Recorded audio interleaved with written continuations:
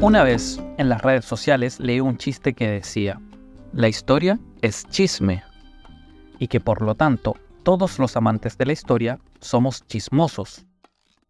Obviamente no estoy de acuerdo con eso. Para mí, la historia es algo mucho más complejo. La historia es el estudio del pasado de la humanidad a partir de la examinación crítica de registros, permitiendo un conocimiento cronológico de los acontecimientos que nos permite conocer ese pasado para entender el presente en que vivimos y tomar decisiones que nos permitan construir nuestro futuro.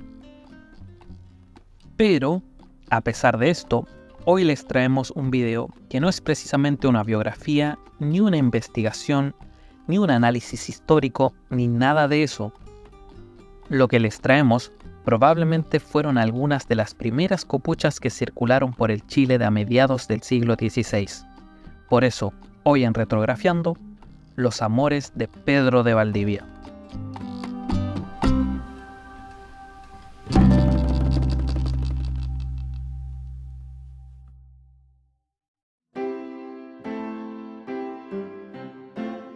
No hay consenso sobre el lugar de nacimiento de Pedro de Valdivia. La teoría más aceptada es que nació en la localidad de La Serena, en la región española de Extremadura, la cual en aquel entonces correspondía a la Corona de Castilla. Valdivia venía de una larga tradición familiar de la cual él había hecho honor participando en las campañas de Flandes y en las guerras italianas. Tomando en cuenta que esto no es una biografía de Pedro de Valdivia, no ahondaremos en muchos detalles. En el año 1509, en la localidad de Zalamea de La Serena, nació Marina Ortiz de Gaete, hija de Francisco Ortiz de Gaete y de Leonor González Gutiérrez, que formaba parte de una familia noble de Córdoba. En 1527, Marina se casó con Pedro de Valdivia, quien era aproximadamente 12 años mayor. No existen muchos detalles de la vida del matrimonio, pero debido a la evidente naturaleza aventurera y guerrera de Pedro de Valdivia, me atrevería a decir que se ausentaba por largos periodos de tiempo andando en campañas militares. Tal vez fue por esto que el matrimonio jamás tuvo hijos. En 1535, cuando llevaban aproximadamente 8 años de matrimonio, el aventurero Pedro de Valdivia se enroló en la expedición de Jerónimo de Ortal, que zarpaba con dirección al Nuevo Mundo. Como consecuencia de esto, Marina Ortiz de Gaete y Pedro de Valdivia se despidieron para jamás volver a reencontrarse. Pero no nos olvidemos de Marina, porque más adelante retomaremos su historia. Ese mismo año, la expedición que llevaba a Valdivia desembarcó en la isla de Cabuga, cerca de las costas de la actual Venezuela. Después de varios acontecimientos de los cuales no entraremos en detalles, ya que no tienen nada que ver con el tema central de este video, en 1538, Pedro de Valdivia llegó a Perú y ahí conoció a la mítica Inés Suárez, también conocida como Inés de Suárez. ¿Quién era ella? Bien, Inés de Suárez nació en 1507 en la localidad de Plasencia de Castilla. De su madre aprendió el oficio de costurera. A los 19 años contrajo matrimonio con Juan de Málaga. De esta unión no nacieron hijos. Cuando llevaban aproximadamente 2 años de matrimonio, Juan de Málaga viajó a América dejando a Inés en España. Esporádicamente recibía noticias de su esposo, hasta que en 1537 recibió permiso del rey para viajar a América. Poco después, y con aproximadamente 30 años, llegó al Nuevo Mundo, donde recibió la noticia de que su esposo había muerto en la batalla de las Salinas. Hizo trabajos de costura para ganarse la vida, hasta que como compensación por la muerte de su esposo, recibió una encomienda de indígenas y una porción de tierra. Fue en ese tiempo, aproximadamente en 1538, cuando en Cusco conoció a Pedro de Valdivia. En 1539, Valdivia recibió permiso para comenzar su expedición hacia las tierras del desacreditado Chile. le fue muy dificultoso encontrar aventureros que quisieran emprender el viaje, ya que los sobrevivientes de la expedición de Almagro habían sumido a Chile en el más profundo desprestigio. En enero de 1540, Valdivia, acompañado de 11 soldados y de su amante Inés de Suárez, salieron de Cusco. Para que Inés fuera parte de la expedición, Valdivia debió solicitar permiso, usando como excusa que Inés viajaría para prestar servicios domésticos. De otra manera, la Iglesia se hubiera opuesto a que ella se uniera a la compañía. Durante el viaje se les fueron uniendo más integrantes, llegando a unos 150 españoles y unos 1500 indios auxiliares. Valdivia sabía que la expedición de Almagro sufrió muchas bajas en su paso por la cordillera, por lo que eligió el camino del desierto para llegar a Chile. A pesar de esto, tuvieron enfrentamientos con tribus indígenas del desierto, sufriendo la pérdida de indios de servicio. También, durante esta travesía, la compañía se vio en serios aprietos por falta de agua. Con respecto a este episodio, el cronista Pedro Mariño de Lovera escribió: «No dejaré de decir cómo, estando el ejército en cierto paraje a punto de perecer por falta de agua, congojándose una señora que iba con el general, llamada doña Inés Juárez, natural de Plasencia y casada en Málaga, mujer de mucha cristiandad y edificación de nuestros soldados, mandó a un indio cavar la tierra en el asiento donde ella estaba, y habiendo ahondado cosa de una vara, salió al punto agua tan en abundancia que todo el ejército se satisfizo, dando gracias a Dios por tal misericordia. Y no paró en esto su magnificencia, porque hasta el día de hoy conserva el manantial para toda gente, la cual testifica ser el agua de la mejor que han bebido del jagüey de doña Inés, que así se le quedó por nombre». En palabras simples, la compañía estaba a punto de perecer por falta de agua, cuando Inés de Suárez mandó un indio cavar donde ella estaba sentada. Al cavar aproximadamente 1 metro, brotó agua de la tierra. Gracias a esto, toda la compañía pudo calmar su sed, y desde entonces brota agua de ese manantial. Este suceso ocurrió en la actual región de Atacama, en Chile. De hecho, el lugar exacto de este acontecimiento hoy es conocido como la Aguada de Doña Inés, y está en la quebrada de Doña Inés la Chica, cerca de la Sierra de Doña Inés la Chica y del volcán conocido como Cerro de Doña Inés. La expedición continuó su viaje y, según lo acordado en Perú, a los 4 meses llegó Pedro Sancho de la Hoz. Este personaje había recibido del emperador Carlos V una capitulación que lo nombraba gobernador de las tierras del sur del estrecho de Magallanes, llamadas entonces Terra Australis, y de las islas no asignadas que él descubriese. Pedro Sancho de la Hoz veía en Pedro de Valdivia una amenaza a sus planes de conquista, por lo que una noche entró cuchillo en mano a los aposentos de Valdivia con la intención de quitarle la vida. Pero para su mala fortuna, Valdivia no se encontraba ahí, ya que andaba buscando indios sublevados. Inés de Suárez descubrió infragante la conspiración de Sancho de la Hoz, dando voces de alerta y provocando su arresto y enjuiciamiento. Por poco se salvó de la horca, pero esto no sería por mucho tiempo. Luego de 11 meses de viaje, la compañía llegó al Valle del Mapocho, donde el 12 de febrero de 1541 fundaron la ciudad de Santiago. Conatos de levantamientos indígenas y de sus propias filas mantenían en vilo el éxito de la campaña, hasta que un levantamiento estalló mientras Valdivia y algunos de sus hombres se encontraban fuera de la ciudad. En Santiago habían quedado 50 españoles y algunos cientos de yanaconas o indígenas auxiliares. A eso de las 4 de la mañana comenzó el ataque a la recién fundada Santiago. Fue en este episodio donde, según el cronista Pedro Mariño de Lovera, cuando la derrota española parecía inminente, Inés de Suárez, con sus propias manos, cortó las cabezas de 7 caciques indígenas que habían tomado como prisioneros. Salió a la plaza y se dispuso frente a los soldados, enardeciendo sus ánimos con palabras de tan exaltadas alabanzas que la trataron como si fuese un valiente capitán y no una mujer disfrazada de soldado con cota de hierro. Avivado el coraje de los españoles, estos aprovecharon el desorden y la confusión causada entre los indígenas al topar con las cabezas decapitadas de sus caciques, logrando poner en fuga a los atacantes. El historiador Benjamín Vicuña Maquena, entre otros, pone en duda la veracidad de este relato.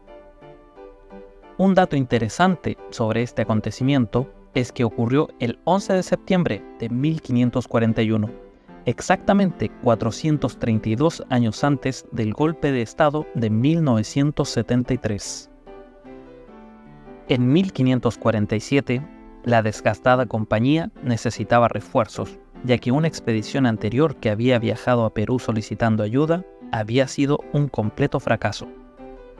Valdivia necesitaba demostrar que en Chile había oro y así incentivar a nuevos expedicionarios a aventurarse a esas tierras. Para esto, ideó un ingenioso y atrevido plan. Se confabuló con sus capitanes Francisco de Villagra y Jerónimo de Alderete. No nos olvidemos de este último nombre porque lo nombraremos más adelante. Y anunciaron al resto de los conquistadores que estos últimos dos viajarían a Perú y quien quisiera acompañarlos solo debía pagar una moderada tasa en oro. Al menos 15 españoles aceptaron la oferta y pagaron la cuota en oro correspondiente. Para la despedida de los viajeros, organizaron un banquete, y cuando estaban en medio del festejo, Valdivia, ayudado por sus dos cómplices, tomó el oro de las cuotas, salió discretamente, subió a un bote, remó hasta el bergantín y zarpó con dirección a Perú. Todo esto dejando la instrucción a Francisco de Villagra y Jerónimo de Alderete de devolver el oro a los afectados con lo que extrajeran de los lavaderos de oro del Marga Marga. Aún así, esto generó un importante alzamiento entre los capitanes engañados. A la cabeza de este motín se encontraba una vez más Pedro Sancho de la Hoz. Pero Villagra rápidamente sofocó este alzamiento y sin ni siquiera darle tiempo a confesarse, mandó a la horca a de la Hoz. Al llegar a Perú, Valdivia se encontró con una guerra civil entre el virrey Pedro de la Gasca y Gonzalo Pizarro. Valdivia decidió apoyar al virrey de la Gasca, quien era sacerdote, por lo que carecía completamente de conocimientos de estrategias militares. Debido a esto, el experimentado Valdivia fue un apoyo decisivo. Al ganar la guerra, el virrey de la Gasca lo nombró gobernador de la Capitanía General de Chile. Valdivia salió de regreso a Chile con soldados de refuerzo y con recursos frescos para la conquista. Una mañana, cuando la expedición ya iba en Tacna, el general Pedro de Hinojosa, con 2 arcabuceros con las mechas encendidas de sus armas, irrumpieron en la tienda de Valdivia. Ellos venían con la orden de llevarlo de vuelta a Lima para rendir cuentas ante el virrey de la Gasca. ¿Pero qué había pasado? Bien, en octubre de 1548 llegó al Callao una fragata con algunos soldados de Chile que venían a quejarse de Valdivia personalmente ante el virrey. Ellos traían un documento con 57 acusaciones en su contra. Entre estas destacaban: primero, tiranía y crueldad con sus subalternos. Esto debido a que en la expedición venían varios capitanes que más de alguna vez se habían sublevado. A esto hay que sumarle la ejecución de Pedro Sancho de la Hoz por parte de Villagra. Y segundo, y esta es la que nos interesa, fue acusado de irreligiosidad y costumbres relajadas con escándalo público, debido a su pecaminosa relación extramatrimonial con Inés de Suárez, la cual hacía correr todo tipo de rumores por Santiago, dando mal ejemplo a sus hombres. Valdivia elaboró un escrito para defenderse y fue absuelto de todos los cargos. Pero el virrey le dio un duro castigo. Le ordenó que en un periodo máximo de 6 meses terminara su relación con Inés de Suárez y que debía casarla con algún vecino de Santiago o enviarla al Perú. Y aparte, debía traer a su esposa Marina Ortiz de Gaete desde España, lo cual Valdivia aceptó y nuevamente salió con dirección a Chile. Pero esta vez aparte de volver con 200 soldados y recursos para continuar con su empresa, volvió con otra mujer, la cual venía acompañada de una criada. Esta mujer se llamaba María de Enzio y su criada se llamaba Juana Jiménez. María era hermana de Juan de Enzio, uno de los financistas de la expedición de Valdivia.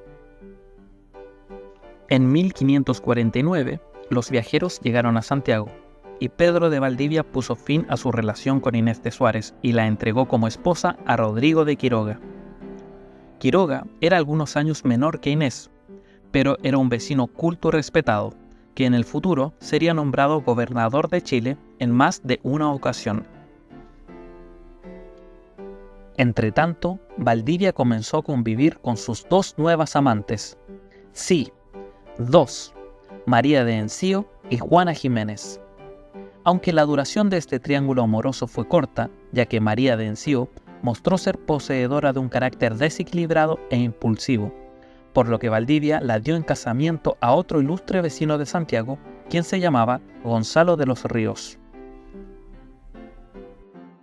En 1552, Valdivia envió a Jerónimo de Alderete a España para que cumpliera con varios cometidos, entre ellos que trajera a Chile a su esposa, Marina Ortiz de Gaete. Cuando comenzó la campaña hacia el sur, Valdivia vivió con Juana en la ciudad de Concepción, hasta que un día, a principios de 1553, le llegaron noticias de que su esposa venía en camino desde España, lo cual puso término inmediato a la relación entre Valdivia y Juana Jiménez. Pero, ¿qué había pasado con Jerónimo de Alderete? Bien, Jerónimo de Alderete llegó a la casa de Marina Ortiz de Gaete para hacerle saber que su esposo estaba vivo y había alcanzado fama y riqueza, y como prueba de esto, le llevaba 7,000 pesos de oro para financiar su viaje y el de quienes quisieran acompañarla a Chile.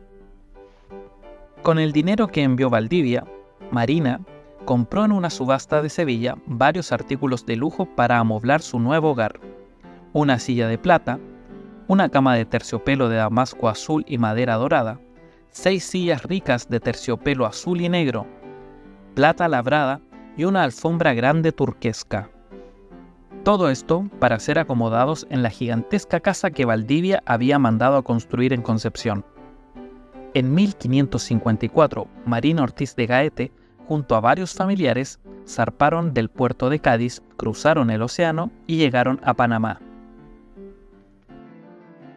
Al desembarcar, se encontraron con el capitán Gaspar de Orense, que venía apurado de Chile y esperaba embarcar a España en la misma nave. Iba comisionado por el Cabildo de Santiago con una información urgente. Pedro de Valdivia había muerto desastrosamente en la Guerra de Arauco, pero esta historia no termina acá.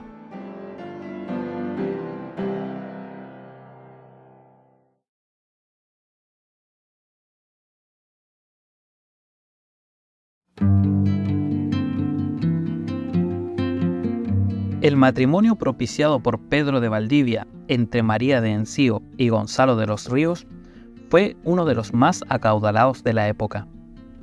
Pedro de Valdivia los dotó de tierras y encomiendas, lo cual les ayudó a fortalecer su patrimonio. A esto hay que sumarle que fueron los primeros en producir azúcar en Chile. Pero a pesar de esto, María no gozaba del prestigio que normalmente gozaban las mujeres de su estatus económico. Se rumoreaba que usaba brujería, que maltrataba a sus esclavos, que leía las palmas de las manos, y había testigos que aseguraban haberla escuchado justificar el aborto diciendo: si una mujer casada o doncella se sentía preñada y no de su marido, por encubrir su fama, podía matar la criatura en el vientre o tomar cosa que la echase. Estos rumores llegaron a su culmen cuando en 1579 todo Santiago se escandalizó cuando María de Enzio fue llevada a Lima para ser juzgada, acusada de diversos delitos. Aunque negó la mayoría de ellos, confesó que en su juventud había pedido a una india que le diese algo para que su marido la quisiera, pues éste tenía algunos amoríos, que anduvo trayendo una raíz guardada en su pecho hasta que su confesor le dijo que era pecado, que leía las palmas de sus manos, aunque solo conocía la línea de la vida, y que había consultado a una india para saber si su hijo que se había perdido en la guerra estaba vivo o había muerto.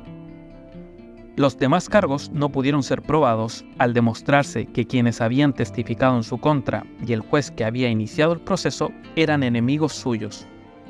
Fue condenada a abjurar por leví, es decir, a reconocer sus faltas en la sala de audiencia y a pagar 1,000 pesos y otras penitencias espirituales.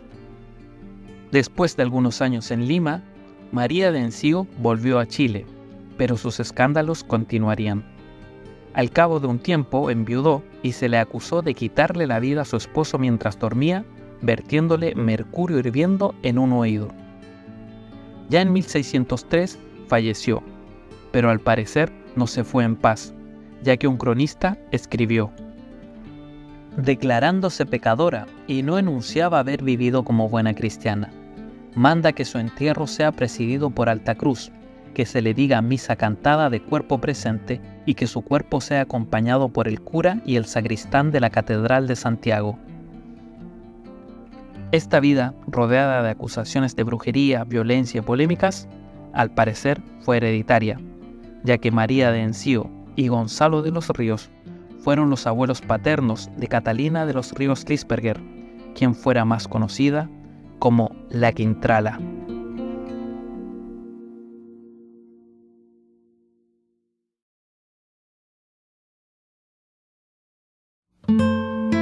En cuanto a Juana Jiménez, podemos decir que ella pasó más desapercibida ante los ojos de la historia.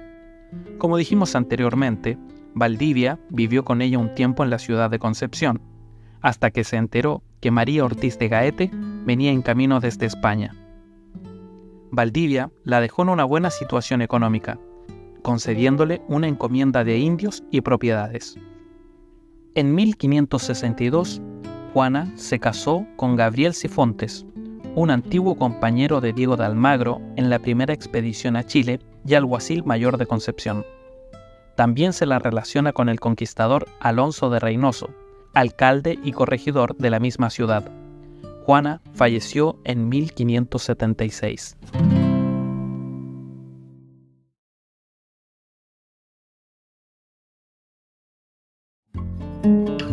Por su parte, Inés de Suárez, luego de ser casada con Rodrigo Quiroga, llevó una vida tranquila y religiosa.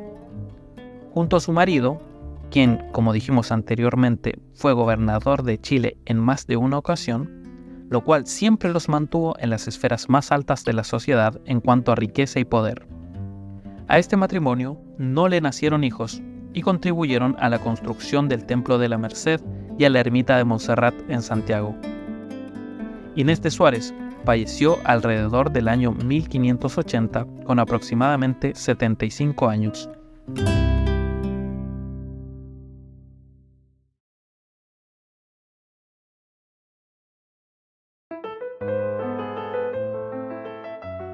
Cuando Marina Ortiz de Gaete y sus acompañantes se enteraron de la muerte de Valdivia, siguieron su viaje a Chile. Al llegar, sus bienes fueron embargados para pagar en parte los préstamos que Valdivia había pedido para llevar a cabo su expedición. Aparte de esto, se embargaron todos los bienes de Valdivia. Esto era casas, terrenos, ganado y otras propiedades, y se vendieron para pagar los 100,000 pesos de oro que adeudaba. A ella solo se le asignó la encomienda de indios que se encontraba en la localidad de Tucapel. Y en ese momento, esa encomienda de indios era completamente inútil, ya que en aquel entonces Tucapel era parte del territorio donde se estaba llevando a cabo la guerra contra los mapuches. En 1564, Marina solicitó al rey Felipe II una pensión a cambio de la encomienda, ya que en sus palabras esa tierra le costaba mucho y no tenía sucesor. El rey se negó a pagarle la pensión, pero aceptó entregarle una encomienda de indígenas para trabajar en las minas de oro. Pero Marina no quiso aceptarlos. Probablemente una anciana viuda prefería cobrar una pensión que administrar un emporio minero. En todo caso, a pesar de lo dispuesto por el rey, el gobernador Rodrigo de Quiroga, quien, como ya hemos dicho, era esposo de Inés de Suárez, se negó a cumplir la orden de entregar la nueva encomienda, escribiendo al rey lo siguiente: Marina no tiene todo el repartimiento que dejó el gobernador Valdivia, su marido, porque ha hecho dejación de mucha parte de él, que se ha dado y encomendado a parientes suyos, y lo que al presente tiene está en guerra y no le da renta alguna. Hay quienes creen que Rodrigo de Quiroga se negó a cumplir lo dispuesto por el rey, influenciado por Inés de Suárez. Marina Ortiz de Gaete alternó su vida en Chile entre Concepción y Santiago, pero ya entrada en años se estableció en esta última. Tenía un terreno en la actual calle Maquíver, no muy lejos de donde vivía el gobernador Rodrigo de Quiroga y su esposa, la ex amante de Pedro de Valdivia, doña Inés de Suárez. El historiador Diego Barros Arana escribió: por un triste contraste de la fortuna, ella, la mujer legítima del conquistador de Chile, relacionada con muchas personas que hicieron valer sus derechos en la corte y que mereció más de una vez la recomendación del rey, vivió sin poder conseguir la recompensa a que la hacían acreedora los servicios de su marido. Mientras Inés Suárez, la mujer oscura y sin relaciones de familia, la amante ilegítima de Valdivia, ocupaba el rango más alto de la colonia, desposada como estaba con un caballero respetable, Rodrigo de Quiroga, que murió desempeñando el cargo de gobernador de Chile.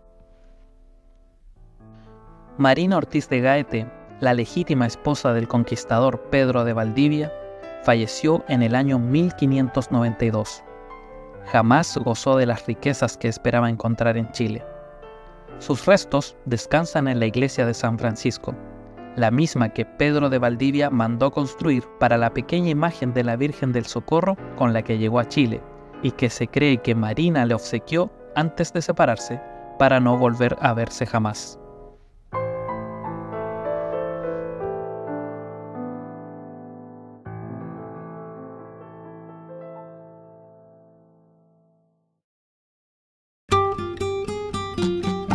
Y así hemos llegado al final de este video, y como siempre te invito a que te suscribas y actives la campanita para recibir notificaciones cada vez que suba un nuevo video.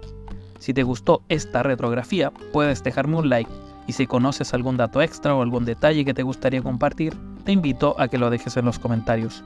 Por mi parte, es todo por hoy, me despido, hasta la próxima.